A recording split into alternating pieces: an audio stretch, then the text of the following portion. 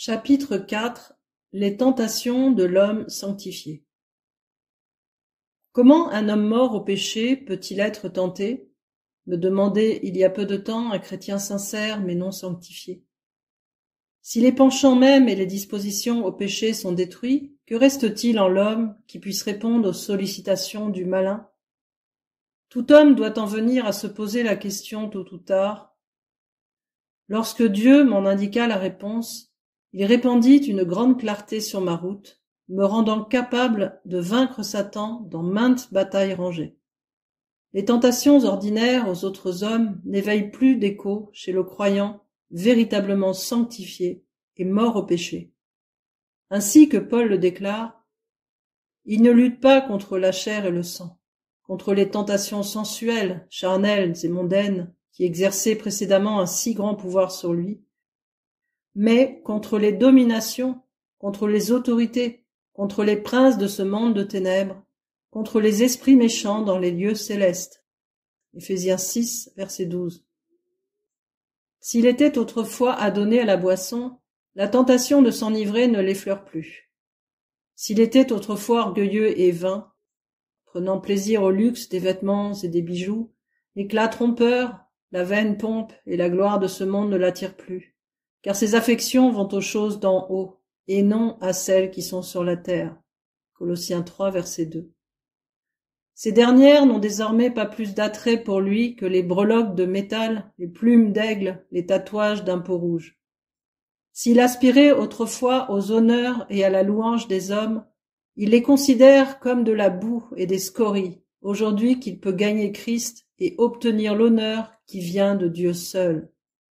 S'il recherchait jadis la richesse et ses aises, il renonce aujourd'hui joyeusement au luxe et à toutes les possessions terrestres, afin d'avoir son trésor dans le ciel et de ne pas être embarrassé par les affaires de la vie s'il veut plaire à celui qui l'a enrôlé. 2 Timothée 2, verset 4. Je ne dis point par là que Satan ne se serve plus des plaisirs charnels et des honneurs mondains pour engager l'âme à abandonner Christ, car il essaiera toujours. Je veux dire plutôt que l'âme morte au péché, et chez qui les racines même du mal ont été arrachées, ne répond plus aux suggestions de Satan, elle les rejette aussitôt. Satan peut essayer son pouvoir en lui envoyant quelqu'un pour le séduire, comme ce fut le cas pour Joseph en Égypte, mais comme lui, l'homme sanctifié fuira, disant « Comment ferais-je un aussi grand mal et pécherais-je contre Dieu ?» Genèse 39, verset 9. Satan lui offrira peut-être, comme à Moïse en Égypte, une grande puissance, des honneurs, des richesses, mais les comparant à la plénitude infinie de gloire et de puissance qu'il a trouvée en Christ, l'homme sanctifié repoussera aussitôt les offres du diable, aimant mieux être maltraité avec le peuple de Dieu que d'avoir pour un temps la jouissance du péché, regardant l'opprobre de Christ comme une richesse plus grande que les trésors de l'Égypte. Hébreux 11, versets 25 et 26. Satan pourra encore tenter l'homme sanctifié par les vins exquis et les viandes délicates de la demeure d'un roi, mais tel Daniel à Babylone, il décidera de ne pas se souiller par les mets du roi et par les vins dont le roi buvait.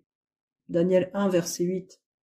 Toutes ces amorces mondaines, Jésus les connaît. Matthieu 4, versets 1 à 11 et Luc 4, versets 1 à 13. Mais nous voyons par le récit des apôtres qu'il triompha glorieusement des suggestions du tentateur. Comme Jésus, l'homme sanctifié repoussera les tentations de Satan et remportera la victoire, car Christ lui-même est venu habiter dans son cœur pour combattre avec lui. Il peut donc maintenant répéter avec son maître « Le prince du monde vient, il n'a rien en moi ». Jean 14, verset 30. En effet, il a trouvé en Christ une telle satisfaction, une telle paix, une telle joie, une telle consolation, une telle pureté, une telle puissance, une telle victoire, que celle de la tentation sous les formes diverses qu'elle revêtait auparavant est complètement brisée. Il jouit maintenant de la liberté des enfants de Dieu. il est libre autant qu'un archange du ciel, car celui que le Fils a franchi est véritablement libre. Jean 8, verset 36. Et c'est pour la liberté que Christ nous a affranchis. Galates 5, verset 1.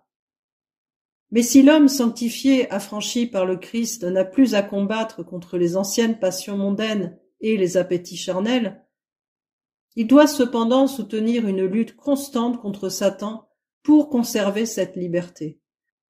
C'est ce que Paul appelle le bon combat de la foi. 1 Timothée 6, verset 12. L'homme sanctifié doit lutter pour garder la foi dans l'amour du Père. Il doit lutter pour garder la foi au sang du Sauveur qui purifie. Il doit lutter afin de préserver sa foi en la puissance du Saint-Esprit pour sanctifier. Pour n'être pas extérieur, cette lutte n'en est pas moins aussi réelle que celle des plus sanglantes mêlées humaines, et ses conséquences pour le bien et le mal s'avèrent infiniment plus importantes. Par la foi, l'homme sanctifié se voit héritier de Dieu et cohéritier de Christ. Romains 8, verset 17.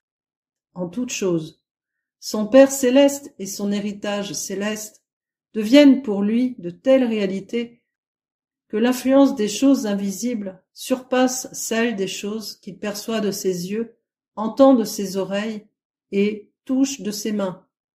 Il répète avec Paul et réalise pleinement en son cœur que les choses visibles sont passagères et périront bientôt, mais que les choses invisibles à notre œil naturel se découvrent aux yeux de la foi, qu'elles sont éternelles. 2 Corinthiens 4, verset 18. Et subsisteront quand tous les éléments embrasés se dissoudront. 2 Pierre 3, verset 10. Et que les cieux seront roulés comme un livre. Ésaïe 34, verset 4.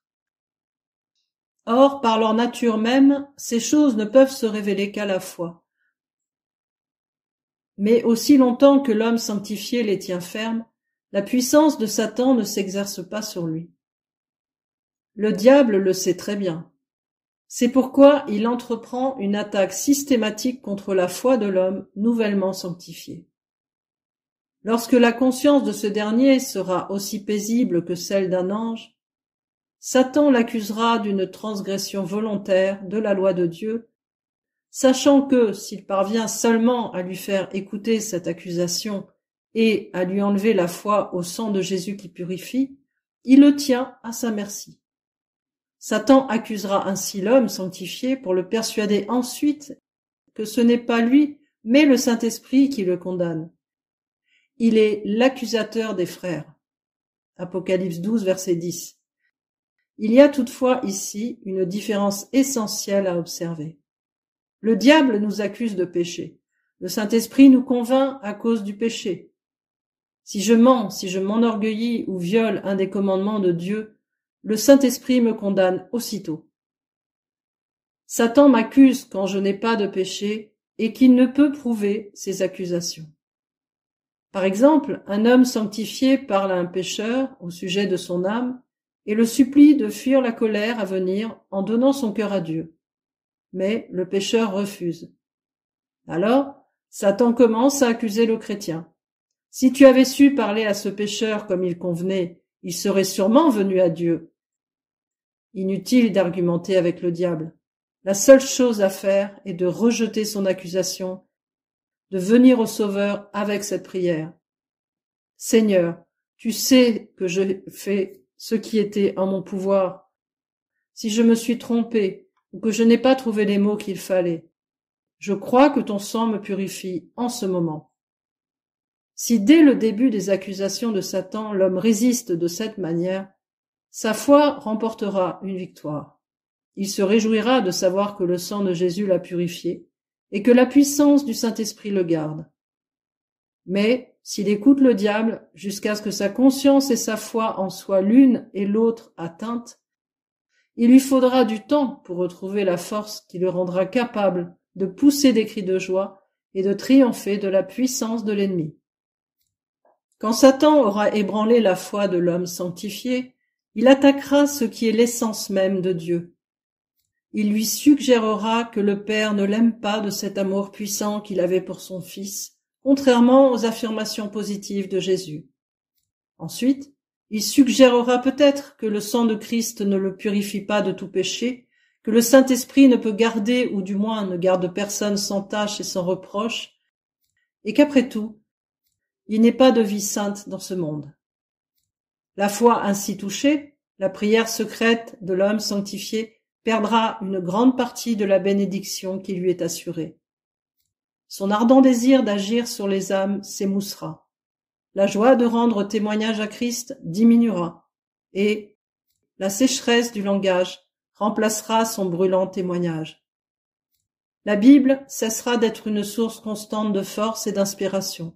Puis, le diable l'entraînera à commettre réellement le péché, en l'amenant à négliger quelques-uns de ses devoirs. Malheur à la foi de l'homme qui prête l'oreille à Satan et s'abandonne au doute.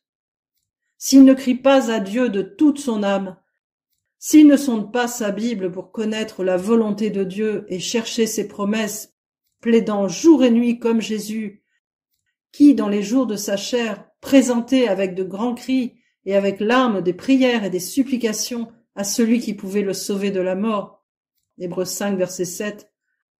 S'il ne répond pas à Satan par la citation des promesses divines et ne ferme pas résolument l'oreille à toute suggestion de doute, ce n'est plus pour lui qu'une question de temps. Avant peu, il se trouvera parmi ceux qui paraissent vivants, mais, en réalité, sont morts. Apocalypse 3, verset 1. Qui gardent l'apparence de la piété, mais renient ce qui en fait la force. 2 Timothée 3, verset 5. Il figurera bientôt parmi ceux dont la prière et le témoignage sont stériles, dont l'étude de la Bible, les exhortations et les œuvres sont mortes, parce qu'il n'y a plus en eux de foi vivante, ou bien encore, il deviendra un véritable rétrograde. Que fera l'homme sanctifié pour avoir la victoire sur le diable? Écoutez ce que dit Pierre. Soyez sobres, veillez, c'est-à-dire tenez les yeux ouverts. Votre adversaire le diable rôde comme un lion rugissant, cherchant qui il dévorera. Résistez-lui avec une foi ferme. 1 Pierre 5, versets 8 et 9. Écoutez ce que dit Jacques. Résistez au diable et il fuira loin de vous. Jacques 4, verset 7. Écoutez Paul. Combat le bon combat de la foi. 1 Timothée 6, verset 12. Le juste vivra par la foi. Romains 1, verset 17. Prenez par-dessus tout cela le bouclier de la foi, avec lequel vous pourrez éteindre tous les traits enflammés du malin. Éphésiens 6, verset 16. Écoutez Jean. La victoire qui triomphe du monde, c'est notre foi. 1 Jean 5, verset 4. Ils l'ont vaincu, le diable accusateur des frères, à cause du sang de l'agneau, sang auquel ils croyaient d'une foi infantine, et à cause de la parole de leur témoignage. Car si un homme ne rend témoignage, sa foi périra bientôt. Et ils n'ont pas aimé leur vie jusqu'à craindre la mort. Apocalypse 12, verset 11. Mais ils obéirent à Dieu quoi qu'il leur en coûtât, renonçant à tout pour lui. L'auteur de l'Épître aux Hébreux attache la même importance au témoignage quand il dit « Retenons fermement la profession de notre espérance ». Hébreux 10, verset 23. Prenez garde, frères, que quelqu'un de vous n'ait un cœur mauvais et incrédule, au point de se détourner du Dieu vivant. Hébreux 3, verset 12. N'abandonnez donc pas votre assurance, à laquelle est attachée une grande rémunération. Hébreux 10, verset 35.